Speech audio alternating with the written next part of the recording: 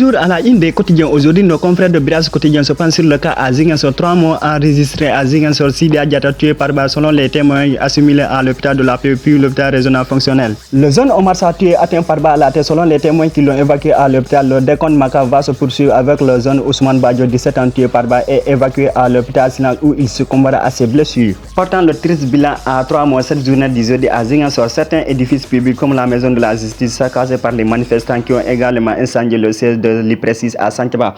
Certains établissements scolaires ont aussi été la cible de ces zones, comme les CEM Bukot Sud, le CEM Soukoupapa, le CEM Lindiane 1, Lindiane 2 et même une école élémentaire à Périzak. Sans oublier le collège Saint-Antoine Padou saccagé par les manifestants qui ont détruit le document et matériel. Le lycée Djignabo de Ziguinchor a été aussi vandalisé par les manifestants qui ont mis le feu dans le bloc administratif du lycée. Le domicile du président de Casasport, Seydou Sané, par ailleurs membre de la coalition Benno Bokk Yakaar, n'a pas été épargné par les manifestants. La famille de Seydou Sané se sont réfugiés au commissariat de police de Ziguinchor.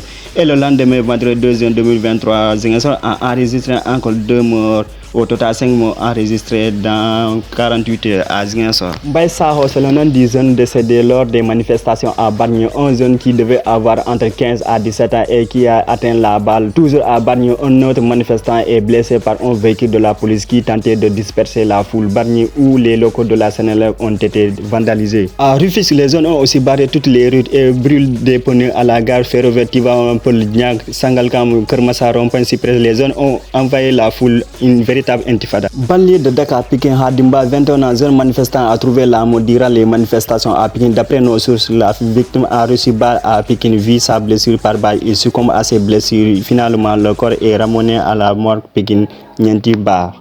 Un autre manifestant, Mamadou Silla, qui est interné à l'hôpital après la mort. La maison du ministre maire de Pékin est saccagée et pillée par les manifestants. De violents affrontements ont éclaté à Lucas dans la suite du procès Sonko Adji Raby Sarr. Les étudiants qui se sont retranchés à l'intérieur de l'université de Dakar, les étudiants ont brûlé tous les bus qui s'y trouvaient, que ce soit les bus stationnés parking du cours de la faculté de lettres ou encore à la faculté de droit où a été réduit en cendres par les manifestants. Difficile de donner un nombre exact. Au niveau de la faculté de droit où sont formés les magistrats, le grand chapiteau a été incendié. La faculté des lettres, la CESTI, où au niveau de la faculté de droit où sont formés les magistrats, le grand chapiteau a été incendié. La faculté des lettres, la CESTI, où sont formés les journalistes et la place de Omar Pène ont été tous saccagés par les manifestants. Mais ce n'est pas tout. Les manifestants se sont regroupés en Sora pour libérer Sonko. Merci, à très bientôt.